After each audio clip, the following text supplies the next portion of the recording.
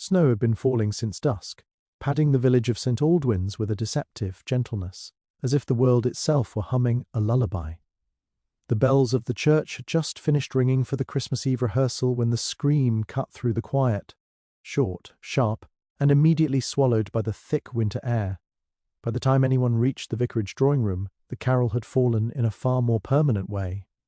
Sir Lionel Brookhurst lay sprawled beside the walnut writing desk, his silver hair disordered, his spectacles crushed Ed beneath one hand. The fire still burned steadily, casting a warm glow that mocked the stillness of his body. The door was locked from the inside, the windows were shut, their latches frosted with ice. The only other sound in the room was the ticking of the mantel clock, each second loud enough to feel accusatory. Moments earlier, Sir Lionel had been alive and quarrelsome, insisting on leading the village choir despite a voice that had not forgiven him for his years. He had excused himself mid-rehearsal, claiming a headache and an urgent letter to finish. 5 minutes later he was dead. The doctor arrived quickly, summoned from his supper, and pronounced the cause with reluctant certainty: poisoning. A swift one. No signs of struggle, no overturned furniture, no spilled glass. The tea tray beside the desk was immaculate, the cup half full, the surface unbroken by even a tremor. It looked almost staged, as though death had followed a script. The vicar's wife noticed the first oddity. "But he hated music," she murmured, staring at the gramophone in the corner. The needle rested at the end of a record, the disc no longer spinning. No one remembered Sir Lionel playing it earlier. When rewound and tested, the record revealed a familiar tune, a Christmas carol so well known it hardly merited attention. Yet when it had been playing, no one outside the room had heard a note, a silent carol. The police constable, red-nosed and earnest, took careful notes. Locked room, no forced entry. Poison without a container. A record playing soundlessly. He examined the windows again, the hearth, even the heavy curtains. Nothing. Snow outside remained pristine, unbroken by footprints. If a murderer had come or gone, they had left no trace. Suspicion, however, had no such delicacy. It crept into every corner of the village like the cold. Sir Lionel had been a difficult man, rich, exacting, and generous only when it suited him. His nephew stood to inherit the house and had been heard arguing with him earlier that afternoon. The housekeeper, pale and trembling, admitted she had prepared the tea. The vicar himself had once been threatened with eviction over a boundary dispute that still festered beneath forced smiles. Each of them had an opportunity, yet none had the means. The poison, according to the doctor, was rare and tasteless. No one in St. Aldwyn's was known to possess it, and even if they had, how could they administer it in a locked room under the nose of an entire choir? As the body was carried away, a light snow began to drift through the open door, settling briefly where Sir Lionel had fallen. It was then that Miss Marple, who had been sitting quietly near the window with her knitting untouched, leaned forward and asked in her gentle voice whether anyone had noticed the candle. They had not. It stood on the desk, half burned, its wick oddly bent, as if recently extinguished and relit. Miss Marple studied it with mild curiosity, then turned her attention to the gramophone. "Funny thing, records," she said softly. "They do tend to repeat themselves, don't they?" No one quite knew what she meant, and she did not explain. Outside, the choir waited in uneasy clusters, their breath fogging the air. Christmas Eve pressed on, indifferent and inevitable. The case, the constable decided, was impossible, one of those maddening puzzles that defied common sense. Miss Marple, however, only smiled faintly as though she had just remembered an old village scandal from years ago, and tucked her knitting back into her bag. The snow continued to fall as though nothing extraordinary had happened, and by the time the constable finished questioning the last of the choir members, the village seemed eager to wrap the evening back in carols and propriety. Miss Marple did not share this eagerness. She remained in the drawing-room long after the others had drifted away, a small figure almost lost among the heavy furniture, her eyes moving with quiet patience from object to object. The constable cleared his throat. "We'll have to seal the room, miss, until morning at least." "Of course," she replied pleasantly, rising at last. "It would be dreadful to disturb anything important." She paused, then gestured lightly toward the desk. "Though I do wonder, did anyone mention whether Sir Lionel habitually wrote letters by candlelight?" The constable blinked. "Electric lamps work just fine." "Indeed," Miss Marple said. But habits can be stubborn things. She reached out, not touching, merely pointing, and noted how the candle had burned unevenly, tunneling down one side. Someone moved it recently. Candles don't like being shifted mid-burn. The constable made a note, unsure why. Morning brought pale light and a more formal investigation. The superintendent arrived from the nearest town, brisk and sceptical, dismissing the gramophone as an eccentricity and the locked door as an unfortunate coincidence. Miss Marple listened from a chintz chair near the window, her hands folded neatly, her expression that of someone enjoying a familiar tune. It was during the housekeeper's second interview that she noticed the first crack. Mrs. Haycroft spoke confidently of the tea she had prepared. China cup, no sugar, a slice of lemon on the saucer. Just as always, she insisted. Yet when asked to fetch another cup from the cupboard, her hand hesitated before selecting a different pattern. A small thing perhaps, but Miss Marple's gaze sharpened. Afterward she wandered the house with polite permission, her steps slow, her questions mild. She examined the pantry shelves, the spice jars, the drawer where the good teaspoons were kept. One spoon lay slightly apart from the rest, its handle faintly dulled, as though wiped too thoroughly. Miss Marple held it up to the light, then set it back exactly as she found it. In the hallway she encountered Sir Lionel's nephew, Geoffrey, pacing with poorly concealed impatience. He spoke of his uncle's enemies, his unreasonable temper, his own frustration at being suspected.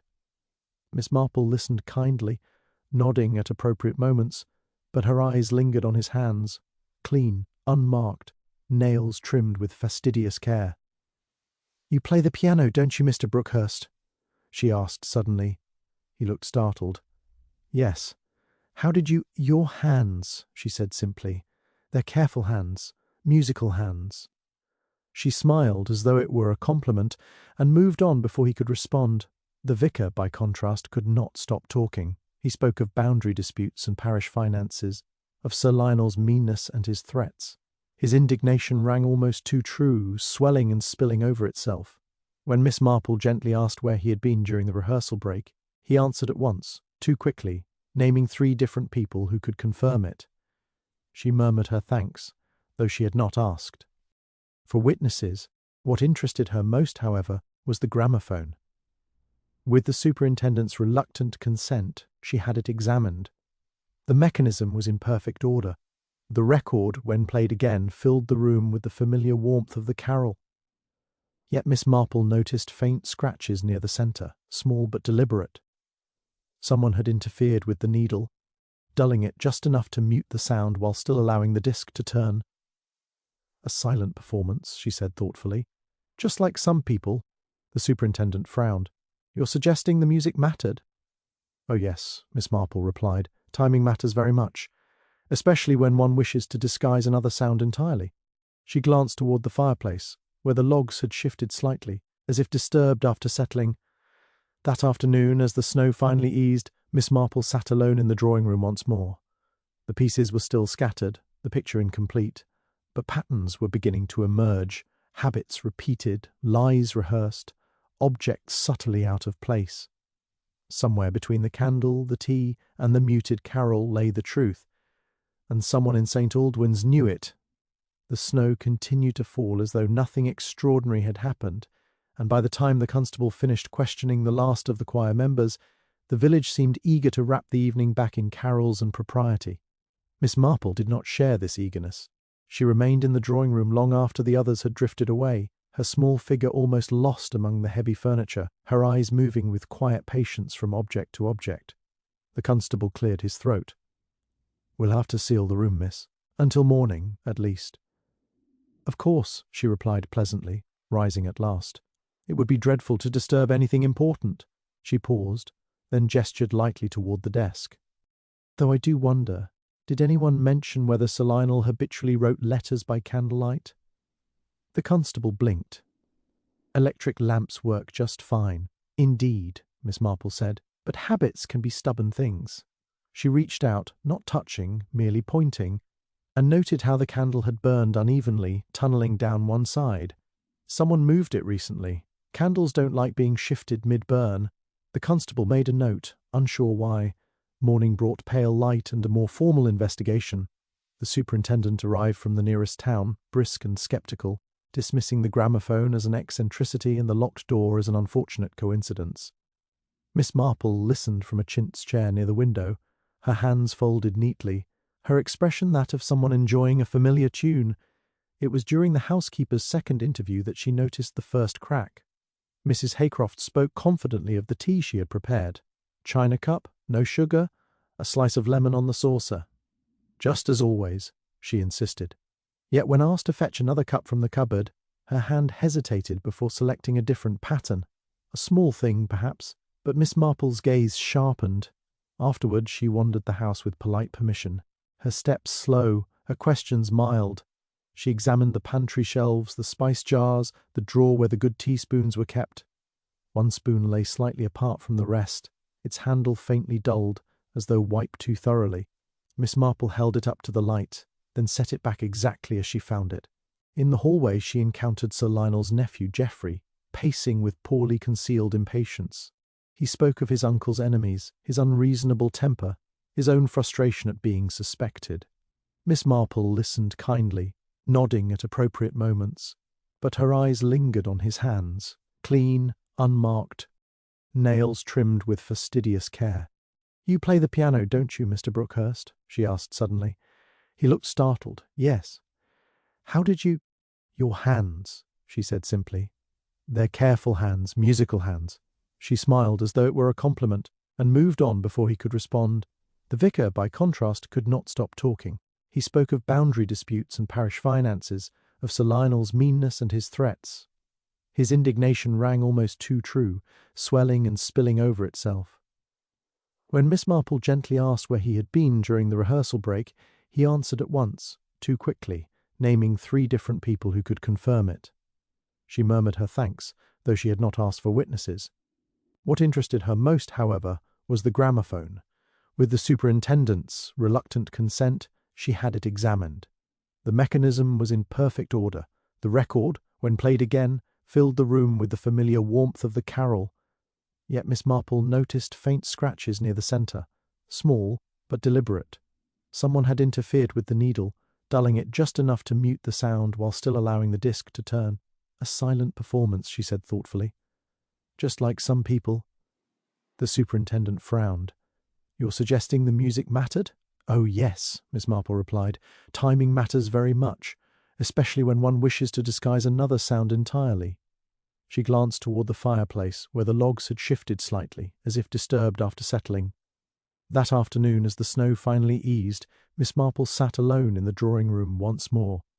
The pieces were still scattered, the picture incomplete, but patterns were beginning to emerge, habits repeated, lies rehearsed, objects subtly out of place. Somewhere between the candle, the tea, and the muted carol lay the truth, and someone in St. Aldwyn knew it. As night settled once more over St. Aldwyn's, the vicarage felt less like a home and more like a chessboard mid-game, every piece poised yet uncertain of its next move. Miss Marple sat with a cup of untouched tea, turning motives over in her mind the way she once sorted buttons by size and shade, patiently, methodically, aware that the smallest mismatch could ruin the pattern. Greed was the most obvious thread. Geoffrey Brookhurst's inheritance hovered over the house like a ghost that everyone pretended not to see. Sir Lionel had altered his will more than once, often after a quarrel, and the latest version had not yet been found. Fear then might explain impatience, even desperation, but fear alone did not account for the care taken, the muted gramophone, the locked door, the spotless cup. Geoffrey's hands were careful, yes, but careful hands did not necessarily mean a careful mind, and this crime had been planned with a fineness that suggested more than youthful resentment. Revenge presented itself readily in the vicar's indignation. Years of quiet slights, public humiliations thinly veiled as generosity, the constant threat of losing parish land, these could fester. Yet the vicar's anger was too visible, too well aired. Miss Marple had learned long ago that truly dangerous feelings were often the ones most carefully hidden, not the ones worn like badges. Then there was Mrs. Haycroft. Loyalty could sour into bitterness after decades of service taken for granted. She knew Sir Lionel's habits, his preferences, his temper. She had access to the tea, the spoons, the pantry. But opportunity was not guilt. and fear flickered through her eyes not as defiance but as dread. Dread of being blamed, of losing the only life she had known. Miss Marple had seen that look before, in village women accused too quickly of crimes they could not possibly have carried out. Jaloux. Sigh, subtler and more corrosive, crept in from unexpected corners. Sir Lionel's patronage extended unevenly, lifting one person while ignoring another. The choir itself was a small society, rife with whispered comparisons and bruised pride. Miss Marple recalled the woman who insisted she smelled smoke, the one who contradicted her too sharply. Fear again, perhaps, or the instinct to divert attention. Yet none of these motives alone explained the locked room, nor the poison, nor the silence. Miss Marple rose and walked slowly to the mantel clock, watching its pendulum swing. Time, she reflected, was the one thing everyone believed they understood. The doctor's estimate allowed a window, 10 minutes in which Sir Lionel could move freely after drinking the tea, 10 minutes in which he could light the candle, start the gramophone, even lock the door himself, which meant the crime did not require the murderer to be present at the moment of death. That realization thinned the maze. The killer did not need strength, only foresight. She returned to the gramophone, picturing it not as an oddity but as a tool. A carol played loudly would mask many sounds. A carol played silently would reassure anyone glancing in that the ritual had been observed. Someone had wanted Sir Lionel alone, undisturbed, and wanted the household to assume nothing was amiss until it was too late. Miss Marple considered the alibis again, aligning them with the choir's singing, the vicar's absence, Geoffrey's restless pacing. Several people had stepped away briefly. Only one had reason to ensure that Sir Lionel would not call out, would not be heard even if he did. Fear returned, sharper now. Fear of discovery, fear of exposure rather than loss. She asked quietly to see Sir Lionel's study upstairs. There, among neat ledgers and correspondence, she found the missing will, not hidden, merely placed where it would. LD not be immediately noticed. Its contents were revealing but not decisive. More interesting was a letter tucked inside, unsigned, warning Sir Lionel to stop interfering where he was not wanted. The handwriting was careful, almost prim. Back downstairs, Miss Marple paused by the door to the drawing-room. She imagined the moment again. Tea prepared, poison dissolved, spoon wiped too clean, a candle lit to suggest company, music set to suggest normalcy. Sir Lionel, confident and distracted, none the wiser. The door locked not to keep someone out, but to keep the illusion intact.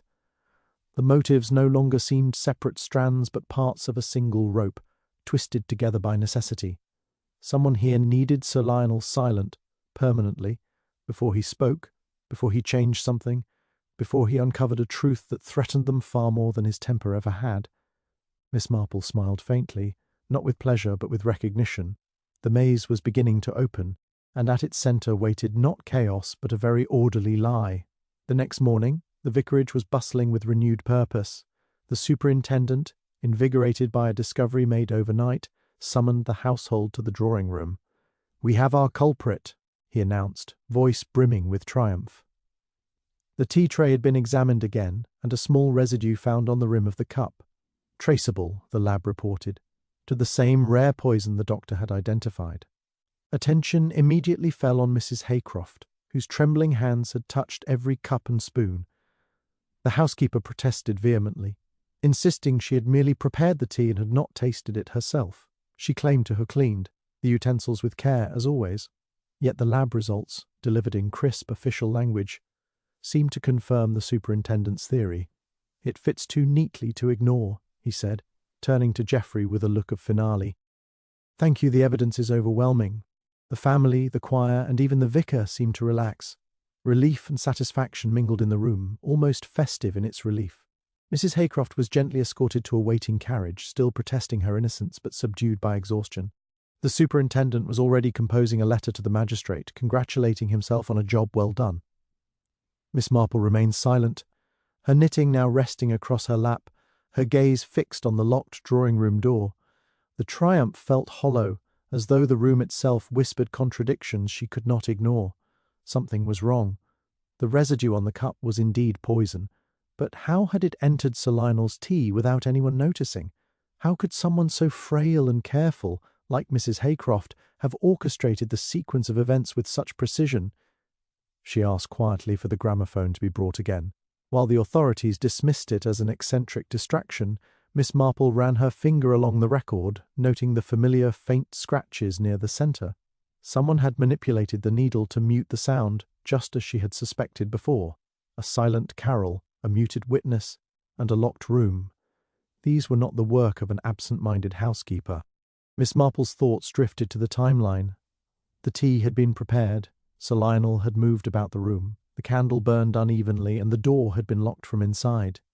Any theory that involved Mrs. Haycroft being present at the moment of death would require her to commit multiple precise acts undetected by the choir or her master, a level of subtlety she did not possess. She observed the vicar pacing nervously near the window.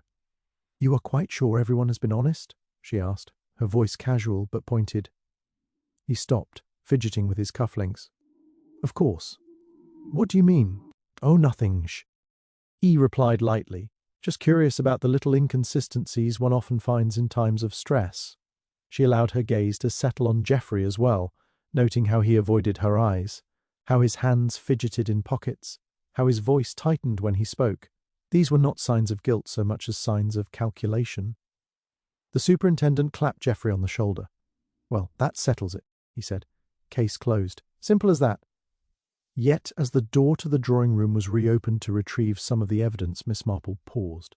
The spoon, the cup, the tiny smear of residue, all of it could have been staged.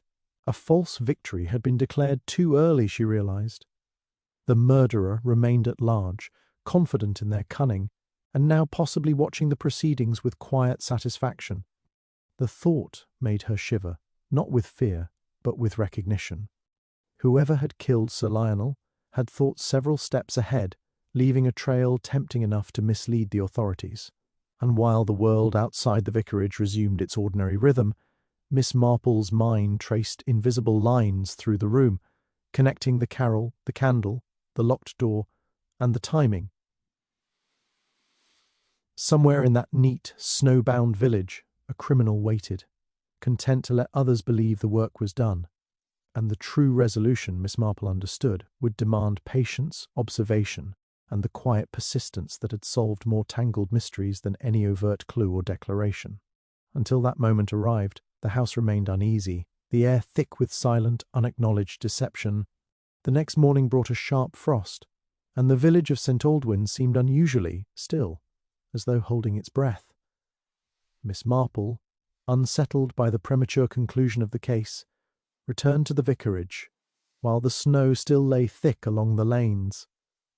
She wandered slowly through the farmy lyre rooms, her eyes skimming over the furniture, the knick-knacks, the old ledgers and letters tucked neatly in drawers.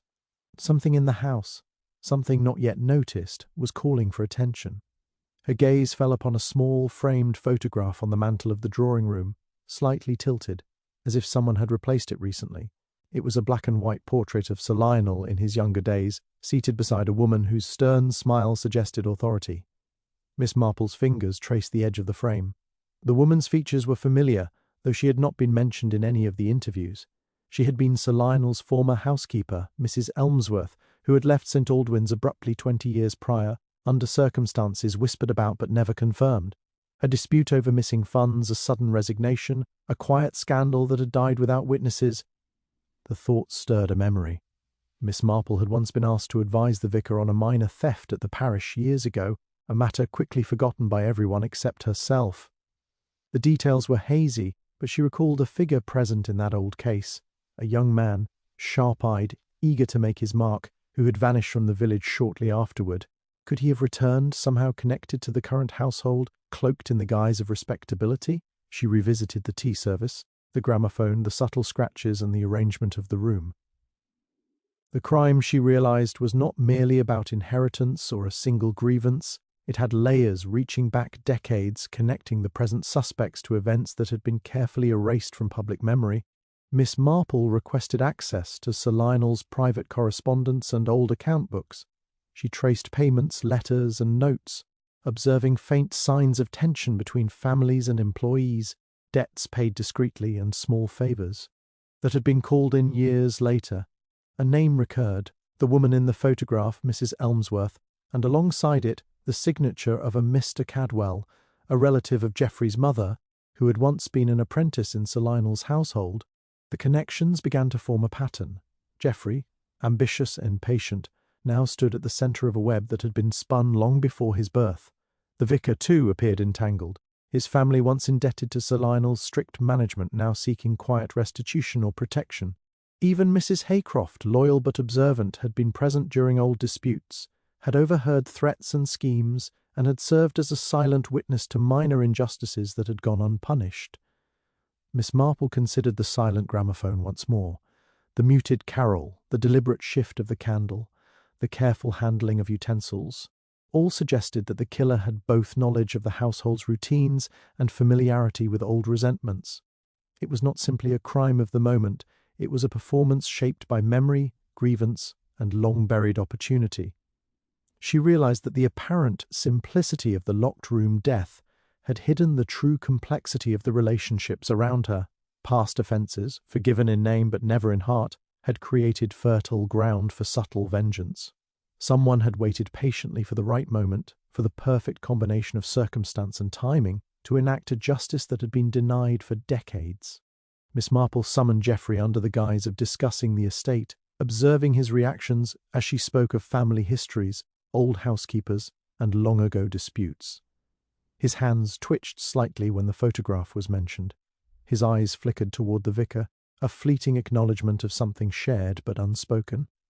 There it was, the link she had suspected. Not one motive alone, but a net. Work of motives interwoven over years, now converging with deadly intent. The shadows of the past, Miss Marple realized, were not merely echoes. They were active, shaping events with quiet persistence. The crime in the drawing room had been only the final act of a drama written years before, and to understand it fully, she would need to untangle the hidden threads connecting every person in the household to secrets they had never thought relevant. As evening fell, and the snow softened to a hush, Miss Marple sat once more by the fire, knitting untouched. The present and the past had merged in a delicate lattice of human motives, and somewhere among those connected histories waited the one person who had orchestrated the silent carol, the poisoned tea, and the locked room, with an elegance born of patience, cunning, and memory. She could feel it, the truth, buried yet palpable, ready to be uncovered when the final pieces fell into place. The following morning Miss Marple returned to the vicarage with a quiet determination, a knitting bag now left untouched in the hall. The house, still heavy with the memory of death, felt almost expectant, as though the walls themselves anticipated a revelation. She began her rounds once more, moving slowly, observing, listening. The ordinary details were unusually revealing, the slight shift of a chair, the way a curtain hung unevenly, the faint scent of wax lingering where a candle had been moved. She decided to employ a subtle tactic, one she had used before with remarkable success, a test of character through suggestion. Rather than confront anyone directly, she intended to provoke instinctive reactions, those tiny involuntary signals that betray truth or guilt.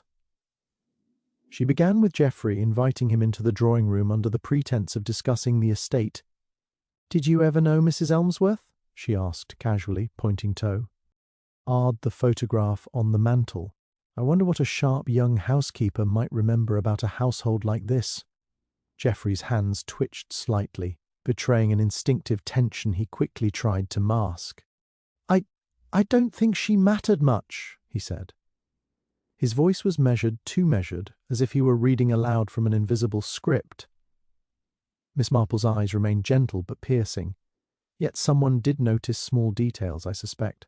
Small mistakes, little misbehaviours, things that might have been corrected quietly, without anyone else knowing.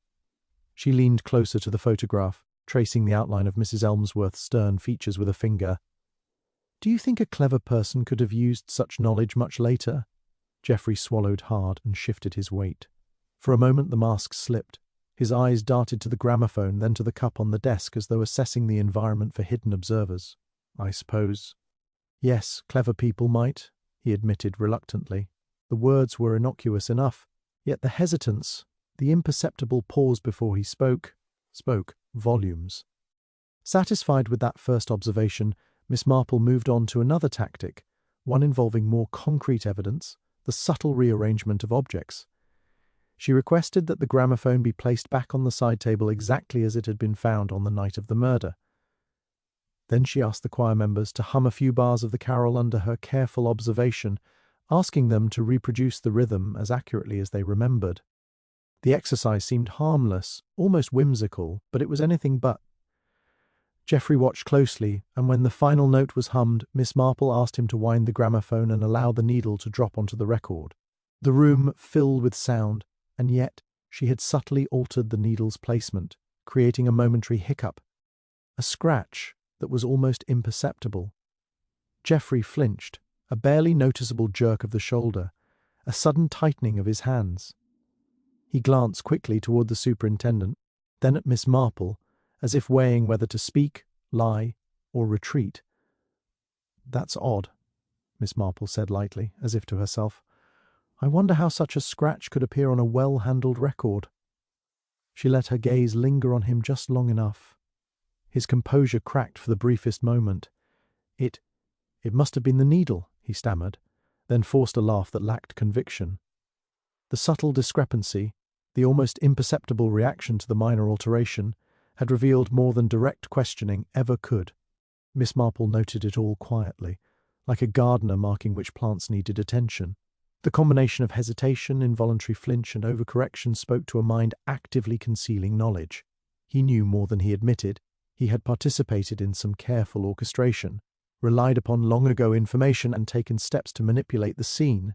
Later, as the snow began to melt in early sunlight, she considered the evidence, the old photograph, the latent resentments, the careful handling of objects, and now Geoffrey's subtle betrayal of instinct. The crime was no longer just a puzzle of timing and opportunity. It was a choreography of knowledge, patience, and cunning. Someone had acted with intent shaped by memory, and the reaction she had just witnessed confirmed that the killer remained in plain sight, hiding behind manners, composure, and false confidence. Miss Marple smiled faintly to herself. The unconventional clue, a small, deliberately engineered imperfection, had done what all the formal inquiries had failed to do. It had revealed a crack in the facade, a hint that would grow into certainty, and it was only a matter of careful observation, timing, and patience before the full truth would emerge.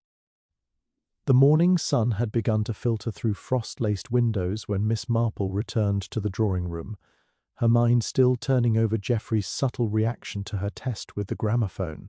The room was quiet, almost expectant, and she moved deliberately, noting every detail once again. The slight unevenness of the carpet, the faint ash on the hearth, the familiar scent of melting snow mingled with candle wax. Her attention fell first on the evidence table, where the teacup and spoon, previously examined and catalogued, had been left. But as she approached, her eyes widened. The cup was gone. The spoon, carefully cleaned and preserved, had vanished as well. She looked around, a slow chill creeping up her spine. No one was in the room, and the door had been locked behind her. Miss Marple quickly checked the windows. They were closed and latched, untouched. The snow outside remained undisturbed save for a few footprints leading to the main entrance, but nothing that suggested someone had slipped away unnoticed. Yet the crucial evidence, the cup that had held the poisoned tea, was gone. By the time the superintendent arrived, summoned by Miss Marple's urgent note, the drawing-room was in quiet disarray, though nothing obvious appeared to have been disturbed. He frowned, peering at her with a mixture of disbelief and frustration. "Stolen?" he asked. "Yes," Miss Marple said calmly, though her mind raced. "Or perhaps removed deliberately. Someone wishes the truth to remain buried." The superintendent's face darkened. "But who could have done this? Everyone's accounted for. That is exactly what makes it so alarming," she said. "We are no longer dealing with chance. We are dealing with intention. Someone within this household, or someone with intimate access, has decided that the evidence must disappear before we reach the final answer." Miss Marple's thoughts immediately returned to Geoffrey.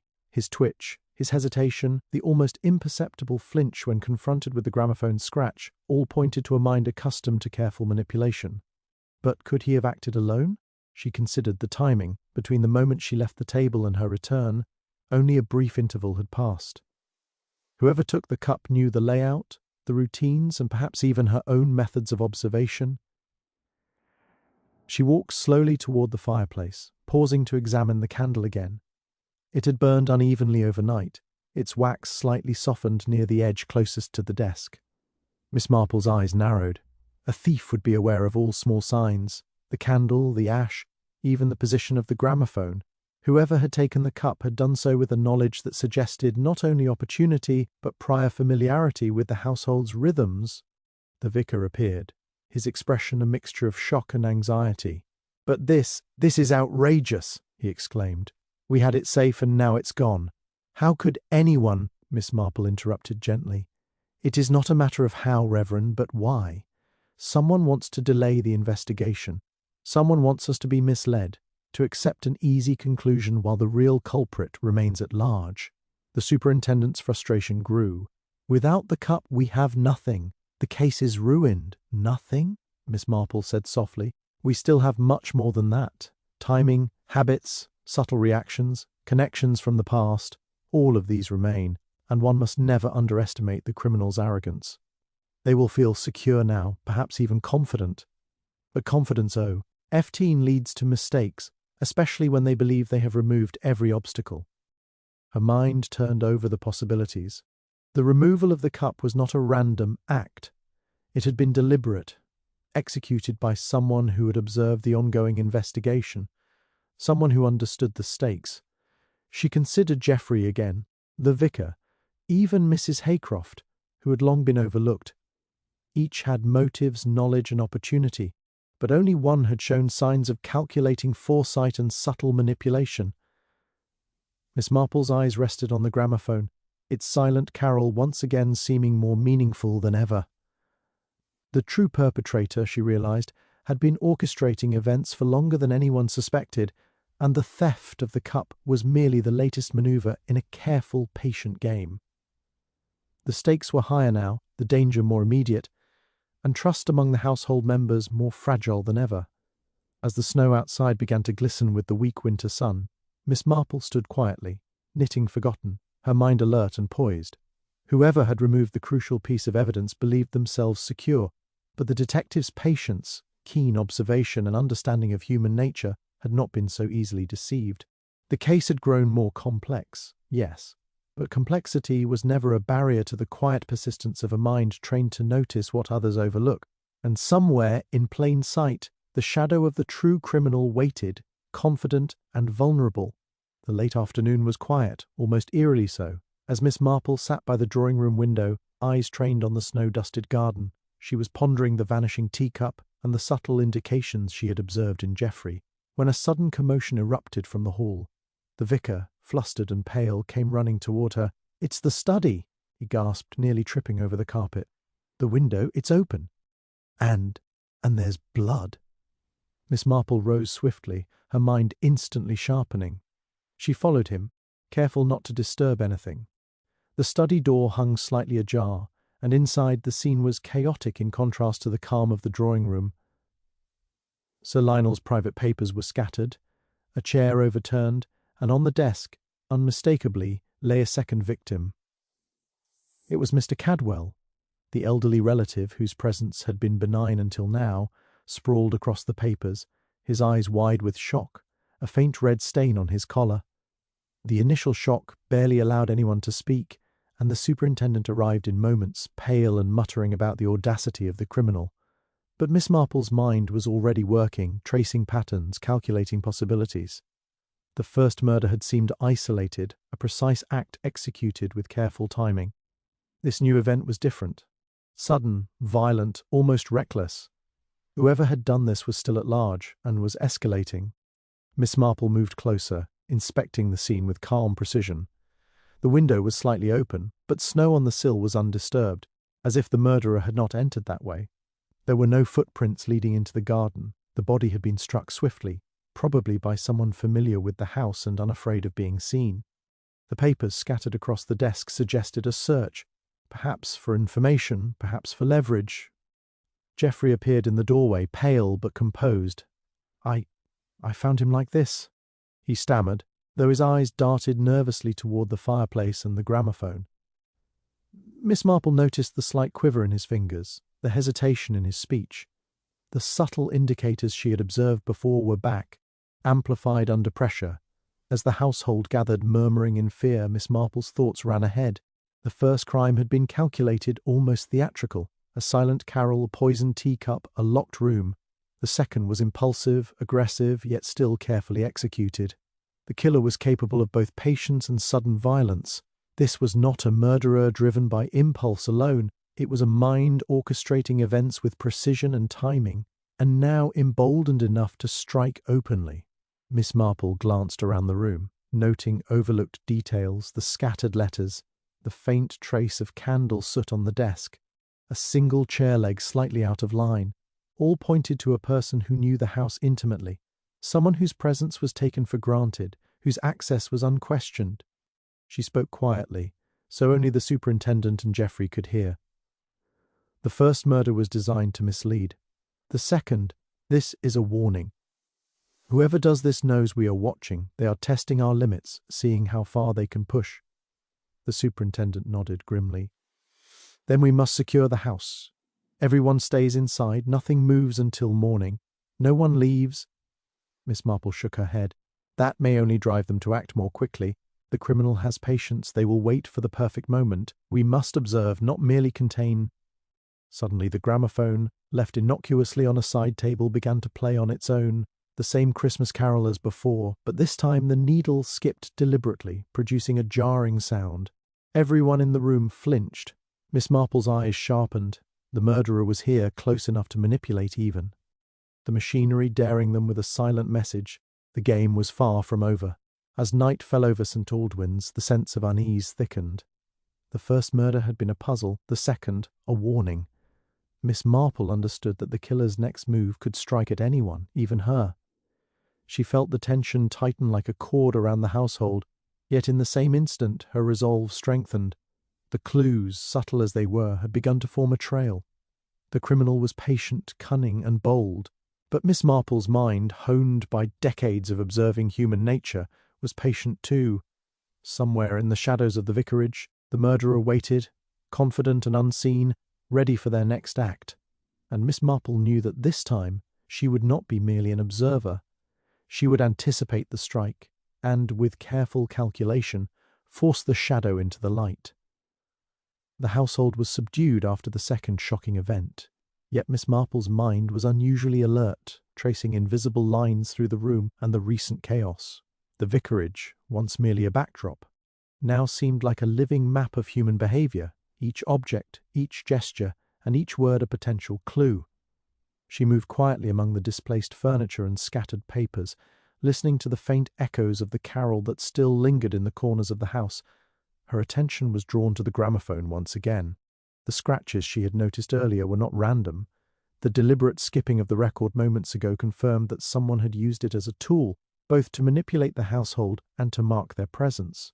But it was not the mechanism alone that held the key. It was the timing of its use, and the context in which it appeared.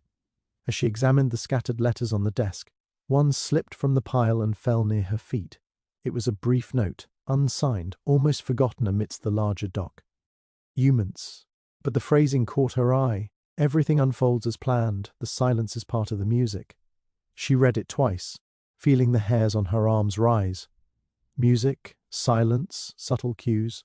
These were not merely poetic expressions, but precise instructions, a blueprint for the murder and its subsequent misdirections.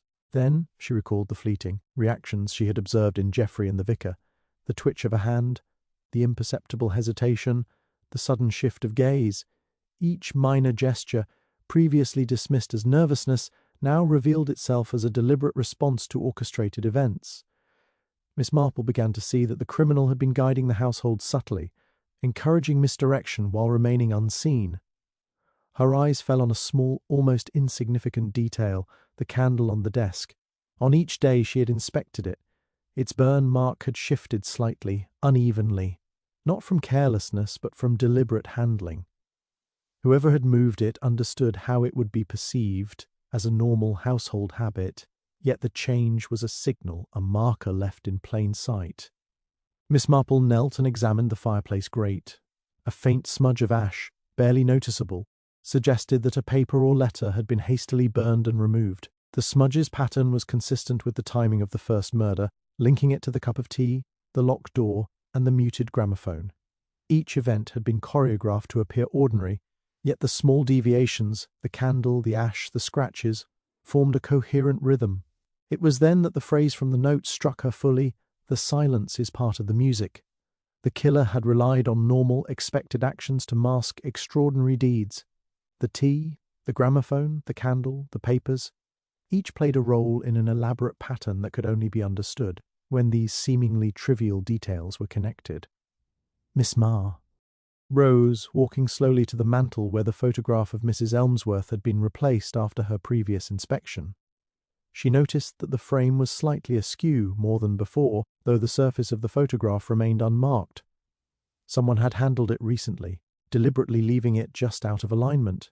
She realized that the old housekeeper's influence, though long gone, had been invoked by the criminal as a psychological tool, a trigger for the household's memory, and a device to mislead observers. Everything coalesced suddenly in her mind: the first murder's precision, the second murder's apparent recklessness, Geoffrey's subtle flinches, the gramophone's skips, the candle's burn, the faint ash. All were parts of a carefully constructed pattern, designed to create false trails while the true culprit remained hidden in plain sight. The key to the case had not been a dramatic breakthrough or a single piece of evidence, but these small, interwoven details, observed and interpreted correctly. Miss Marple understood now that the murders were not random, nor were they solely motivated by greed or revenge. They were acts of control, executed with patience and precision, relying on human expectation and habitual oversight to conceal their true intent. The criminal had assumed that no one would notice the minute deviations, the tiny signals embedded in ordinary objects and behaviours. As evening settled over the vicarage, Miss Marple stood quietly in the centre of the drawing-room, the pieces of the puzzle forming a lattice of human motives and actions. The pattern was clear at last, faint but undeniable, and it pointed unerringly to the person who had orchestrated every detail, counting on the ordinary to hide the extraordinary. The mystery, she realized, had been in plain sight all along. Miss Marple sat quietly in the drawing-room, her hands folded over. Her knitting, though the needles remained idle, the house was hushed, the soft creak of the floorboards and the faint ticking of the mantel clock filling the spaces between her thoughts. She allowed herself a moment to review everything she had observed: the vanishing cup, the muted gramophone, the precise placement of the candle, the subtle flinches of Geoffrey, the second, violent attack on Mr. Cadwell. Each clue had formed part of a pattern, but the question that now pressed on her mind was not how the crimes had been executed. It was why, it was in the quietest moment, when the household had drifted to their rooms, that the motive revealed itself, almost as though the house itself were whispering the answer. Miss Marple returned to the letters, the scattered correspondence that had seemed trivial at first glance. Among them, she found a series of notes and account books dating back decades, tied to the first housekeeper, Mrs. Elmsworth, and the young Mr. Cadwell. A slow, deliberate reading brought a truth into sharp relief: the first murder, the second, and the manipulation of the household were not merely for inheritance or petty revenge. They were a continuation of a grievance that had festered over years, a demand for recognition and retribution from a past long buried. The killer, she realized, was not driven solely by immediate gain. They had grown up in the shadow of perceived slights and dismissals, watching as minor injustices accumulated unaddressed and unpunished. Sir Lionel, in his strictness and meticulous control, had enforced a sense of hierarchy and propriety that had humiliated and marginalized certain individuals quietly but permanently.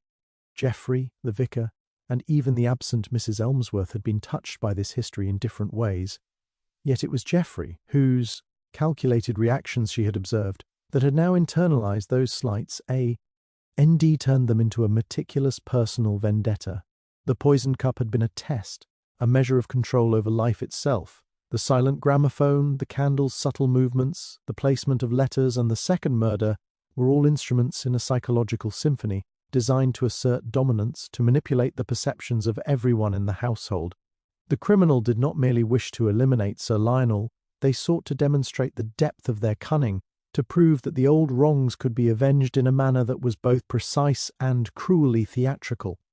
Miss Marple traced her fingers over the gramophone again, picturing the subtle skips, the faint scratches, the controlled silence.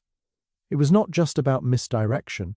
It was about attention, observation, and the assertion of intelligence over those who had once dismissed them. Each move was calculated to provoke fear, confusion, and self-doubt, exploiting the ordinary habits of the household. She remembered Geoffrey's slight flinches, the twitch of his hand, the avoidance of her gaze. These small betrayals of instinct were the keys to the murderer's psychology, someone who had been trained to conceal truth, who had learned early to manipulate perception, yet whose pride and desire for recognition eventually forced cracks in their facade. The motive, Miss Marple understood, was deeply personal and disturbingly comprehensive. This was not a crime of opportunity or temporary anger. It was a crime of identity. The perpetrator's sense of self had been shaped by years of quiet indignities, and their actions were an assertion of that self, a means of rewriting the past in the present. The meticulous orchestration, the patience, the subtle manipulations, all pointed to someone whose psyche had been honed on observation and calculation, someone who believed that the past demanded justice, however extreme. The measures required. With this understanding, Miss Marple rose and walked to the fireplace, letting her eyes sweep across the room.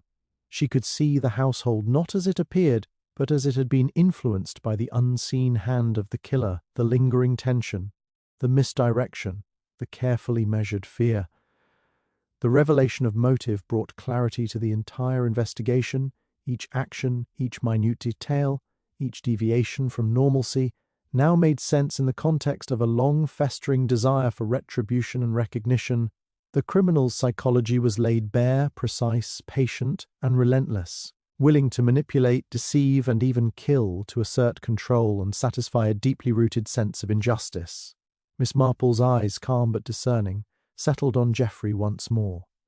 She had seen the pattern, understood the past, and now comprehended the depth of his intentions. The motive, shocking in its intensity, was clear. The crime was not just about Sir Lionel or money or influence.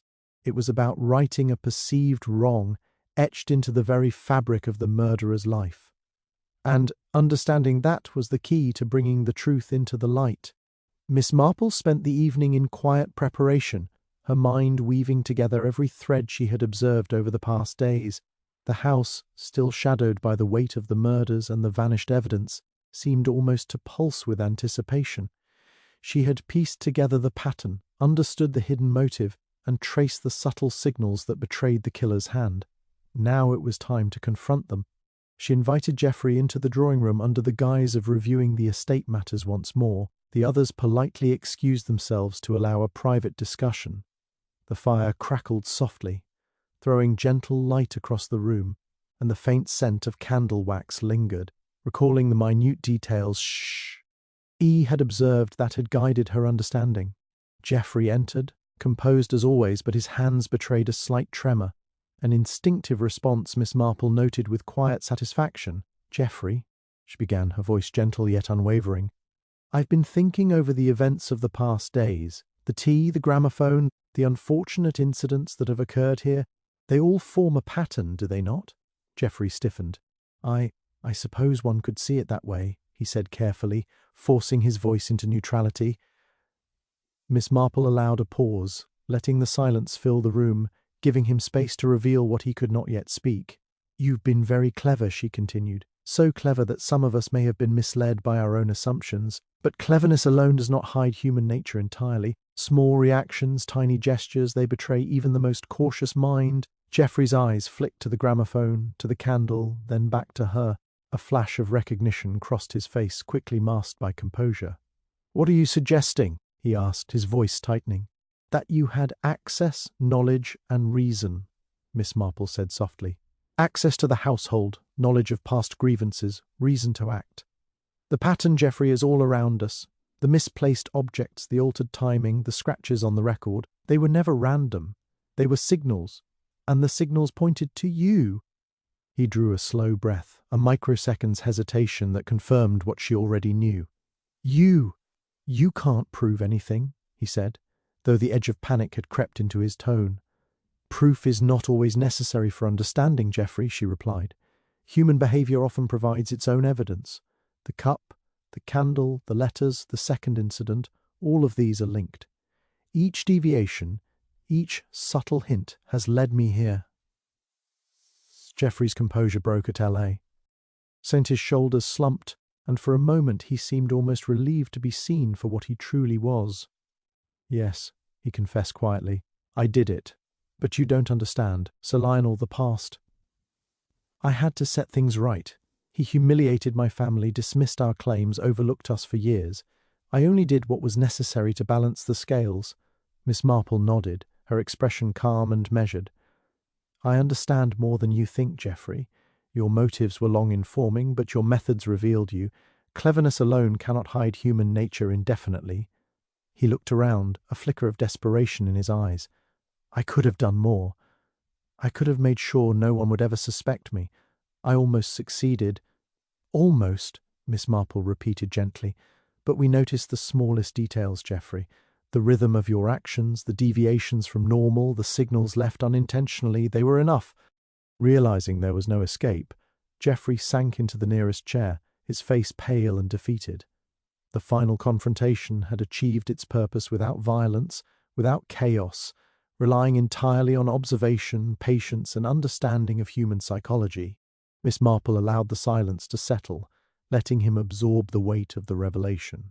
Outside, the wind shifted, rattling the windows gently, as if echoing the resolution that had quietly been achieved within the house. The murderer's hand had been exposed, their motives laid bare, and the carefully orchestrated pattern unravelled under the calm, unrelenting scrutiny of a mind trained to notice what others overlooked. By the time the superintendent and the vicar returned, Miss Marple had already explained Geoffrey's confession, recounting the small details that had guided her to the truth. The room, once tense and uncertain, now held a quiet order. The criminal had been revealed, the motives understood, and the danger contained. Miss Marple sat back, her knitting still untouched, eyes reflecting both relief and the satisfaction that comes from seeing a carefully hidden truth emerge into the light. Perfectly aligned with the intricate pattern she had discerned, the household had settled into a quiet unease after Geoffrey's confession. The vicar and the superintendent had accepted the resolution with a mixture of relief and lingering disbelief. Miss Marple, however, remained unusually restless. Something in Geoffrey's demeanour, his overly precise recollection of events, seemed rehearsed, almost too perfect. She had obtained the confession she needed, but a faint sense of incompleteness nagged at her. That evening, as the household prepared for a subdued dinner, Miss Marple returned to the study, walking slowly among the scattered papers, the faint scent of candle wax, and the gramophone that had been so centre to the previous events. Her eyes drifted over the letters she had studied before, the notes from decades past, and the photograph of Mrs. Elmsworth. Then, almost imperceptibly, something caught her attention, a subtle mark on the back of the photograph frame previously overlooked. It was a smudge, faint but deliberate, and as she touched it, she realized it bore a small impression, as if a fingerprint had been pressed and then partially erased. A cold realization crept through her. The photograph had been handled recently. After Geoffrey's movements and actions had already been observed, someone else had accessed it, deliberately leaving a hint that only an observant eye could notice. Miss Marple's mind raced through the possibilities. Geoffrey had confessed, yet someone else had manipulated the scene afterward. The confession, the manipulated evidence, the second murder. It was clear that a hand had guided events even beyond Geoffrey's involvement. She summoned the vicar and the superintendent back into the room, careful to remain composed. "There is one more matter," she said softly, holding up the photograph. "Someone has been active even after the confession. The case, I fear, is not entirely resolved." The vicar's face paled. "But," Geoffrey admitted. "Yes," Geoffrey acted, Miss Marple said, "but not alone. The sophistication of the events, the way certain objects were moved and manipulated after he was observed, indicates another mind at work. Someone who has been patient, deliberate, and observant. Someone perhaps we had trusted implicitly." Her eyes settled on Mrs. Haycroft, who had been quietly standing at the periphery of the room. hands clasped tightly in front of her. She had seemed nervous but harmless, overshadowed by the more obvious players. Yet now, in this quiet, observant moment, Miss Marple noted a subtle shift in her stance, the faintest tighten of her jaw, a flicker of hesitation, a glance toward the gramophone that spoke of familiarity with its use. "Mrs. Haycroft," Miss Marple said gently, "you have been present throughout, often unnoticed, yet you have handled key elements, the letters, the cups, even the gramophone. And yet you allowed Geoffrey to take the blame. Why?" A gasp echoed softly around the room. Mrs. Haycroft's eyes widened, and she took a step back. For a moment she said nothing, as if weighing the consequences of a single word. Then, in a trembling voice, she whispered, "It was meant to protect the household, to guide him, to ensure that Sir Lionel's wrongs were corrected, not ignored. Geoffrey, he had the motive, but not the skill. I finished what he started." Miss Marple nodded, her expression calm. "So it was you who orchestrated the final acts, who managed the timing of the gramophone, the silent carol, and even the placement of the letters. Geoffrey acted under your guidance, believing his own cunning sufficient. And yet, your presence went unnoticed because you relied on subtlety and trust." Mrs. Haycroft lowered her eyes, acknowledging the unspoken truth. I thought it necessary. He humiliated my family. Sir Lionel's household dismissed me for decades. I had knowledge Geoffrey lacked. I ensured the plan succeeded." The superintendent and vicar exchanged stunned looks, realizing that the resolution they had accepted only hours before had been incomplete. Miss Marple, however, remained composed, as though the revelation confirmed what she had long suspected. She had recognized patterns, motives, and human behavior, and even this final twist, though unexpected, fell perfectly into the web she had traced. The genius of the investigation, she reflected, was not merely in solving the first murder or obtaining a confession. It lay in observing, in noting the small signals, understanding that human behavior, its quirks, habits, and instincts, could reveal a truth even when layered with misdirection. Geoffrey had confessed, but the final thread, the hidden hand, had been unmasked in time. As the household absorbed the revelation, a tense silence fell. The case, now fully understood, was more intricate than anyone had imagined. Miss Marple allowed herself a quiet, almost imperceptible smile. Even when the truth seemed revealed, human nature had one last secret to share, and the careful, patient observer had anticipated it. The real mastermind had been exposed, and the pattern, at last, was complete. The following morning, the vicarage was subdued, the air heavy with tension and the lingering chill of recent revelations. Miss Marple moved through the rooms quietly, her eyes sweeping over each detail once more, confirming the pieces of the puzzle now fully exposed. Geoffrey sat in the drawing-room, silent and pale, while Mrs. Haycroft remained near the hearth, her hands nervously twisting a handkerchief, her composure fragile beneath the weight of her own admission. The superintendent stood nearby, flustered and wary, still struggling to process that the second, quieter hand had orchestrated the final steps. Miss Marple spoke first, her voice calm but unyielding. "Justice," she said, "is not always as immediate as one hopes. The law must follow its course, yet understanding the crime requires more than procedure.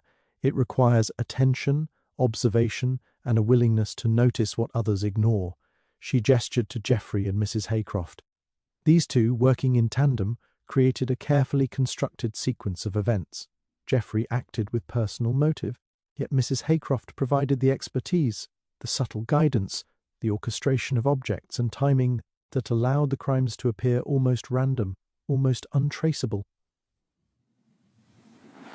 The superintendent nodded slowly, still shocked. So all of it, the tea, the gramophone, the letters, was her doing? Miss Marple inclined her head. Not entirely. Geoffrey provided the impetus, the initial act born of resentment and a sense of justice.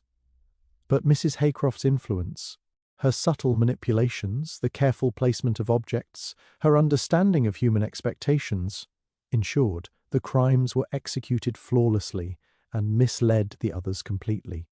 And yet, Despite the sophistication, there were signals missed, patterns unnoticed, gestures unconsciously revealing the truth. She moved to the gramophone, running a finger lightly along the record. The scratches still visible. The first hint, she said, was here. The skip, the subtle scratch, the rhythm of the carol. It seemed insignificant, but it was a deviation from the expected pattern. It told me someone had intimate knowledge of both the household and human perception. The candle wax, the displaced photograph, the ash. Each was another message, hidden in plain sight, signaling the orchestrator's hand. Mrs. Haycroft's eyes lowered, a faint quiver passing across her lips. I did not wish to harm anyone beyond what was necessary, she whispered. I only meant to complete what had begun, to correct the balance of long-forgotten wrongs. Miss Marple studied her carefully. And yet, in doing so, human nature proved predictable. The tension between caution and pride, the desire for recognition, revealed the truth in tiny gestures, a hand tremor, a glance too long, a hesitation in speech. These were the clues others overlooked, but which allowed me to see the pattern. The vicar's voice was soft, almost incredulous. And the law, what now? Miss Marple smiled faintly, a touch of wistfulness in her expression. The law will follow its due course, but not all justice is immediate. Geoffrey will face consequences, and Mrs. Haycroft will be held accountable, though their intertwined roles complicate matters. Yet the important truth has been revealed. The orchestration, the motives, the unseen hand, these are no longer hidden. She allowed a pause, letting the weight of the revelation settle over the room. It is often the smallest, most overlooked details that illuminate the truth, the micro-expressions, the habitual adjustments, the items left slightly askew. These were the threads that connected the entire story, invisible to the careless eye but unmistakable to someone who observes without presumption. The superintendent nodded, finally absorbing the precision of her reasoning. Remarkable, he said. You saw what everyone else missed. Miss Marple gave a quiet nod, her gaze sweeping the room one last time. Indeed, and though justice will follow, one cannot deny the unsettling fact that human ingenuity and patience are formidable. Even now, the memory of the events lingers, a reminder that crime can be crafted to seem invisible, that the mind behind it may escape notice until carefully observed. That is why the detective must always be patient, attentive, and one step ahead. As the household absorbed her words, a tense calm settled over the vicarage. Justice was on its way, yet the lingering awareness of human cunning left an edge of unease. Miss Marple, ever composed, returned to her chair by the fire, finally taking up her knitting. She worked slowly, methodically, each stitch a quiet meditation on the pattern of human behavior she had unravelled. The mystery had been solved, the hidden hand revealed, and yet the awareness of what nearly escaped notice remained, a subtle, unspoken reminder of the vigilance. CE required when understanding the depths of human motives. The vicarage had grown quiet, the household still absorbing the weight of the revelations, the confessions, and the subtle orchestration that had brought the truth to light. Outside, the last winter snow shimmered faintly in the weak afternoon sun, and a sharp wind rattled the windows, carrying with it a sense of restless anticipation. Miss Marple sat in her chair by the fire, knitting once more, the needles clicking softly as if keeping time with her thoughts. She allowed herself a moment to reflect on the sequence of events. The murders, the vanished teacup, the gramophone, the letters, and the carefully concealed manipulations had all formed a pattern that only patience, observation, and an understanding of human behavior could unravel. Justice had been set in motion, yet she could not shake the feeling that not every question had been fully answered. A faint creak of the floorboards drew her attention. She looked toward the side table and noticed the photograph of Mrs. Elmsworth slightly tilted once more. Odd, it had been straightened after the previous confrontation. But now there was a subtle mark at the corner, faint and almost imperceptible, as if someone had adjusted it carefully yet left a trace. It was a minor detail, but in Miss Marple's mind, minor details often held great significance. She stood and approached it, running a finger lightly over the smudge. The mark did not belong to Geoffrey, and it was different from Mrs. Haycroft's careful handling. Someone else had been in the room, someone who had not yet revealed their presence or purpose. Miss Marple felt a familiar thrill, the recognition that even the most complete case could conceal a lingering mystery. Her eyes scanned the room with renewed attentiveness. The gramophone remained on the side table, its record silent now, but she recalled the deliberate skips, the subtle signals embedded in its music. Whoever had manipulated it had known exactly how to draw attention and misdirect. Was there another layer she had not yet perceived? Another hand, another observer, perhaps waiting for the opportune moment to act? The thought made her pulse quicken, not with fear, but with that acute sense of curiosity she always felt when a case had more depth than appearances suggested. It was a reminder that human ingenuity could always stretch further than expected, that patience and caution were never truly finite. She returned to her chair, knitting slowly, allowing her mind to drift through the chronology of the events once more. Each subtle gesture, each inconspicuous item, each flinch or hesitation that had revealed a deeper truth, was still there in her memory, a lattice of cause and effect stretching across the household. She thought of Geoffrey, whose motives had been clear but whose composure had been rehearsed, of Mrs. Haycroft, whose hidden orchestration had complicated the investigation, and of the subtle, almost imperceptible cues that had betrayed them both. And yet the smudge on the photograph, the possibility of an unseen presence, suggested that even this carefully unravelled tapestry might contain threads still untied. The superintendent, unaware of her observation, muttered something about preparing the household for the authorities to take formal statements, and the vicar busied himself with tidying the study, trying to restore a sense of order. Miss Marple watched them with quiet amusement, knowing that the chaos beneath the surface had not truly been eradicated. Human behaviour, she reflected, was infinitely complex, and a single thread could unravel the neatest resolution. A faint smile touched her lips as she picked up the gramophone needle and inspected it, noting the slight wear that had once hidden a secret message. She placed it carefully on the record, testing the mechanism, and let the soft, distorted notes play briefly. The music seemed to fill the room with the lingering sense of a story unfinished, a melody that hinted at hidden corners yet to be explored. Miss Marple returned to her knitting, eyes lifted toward the frosted window.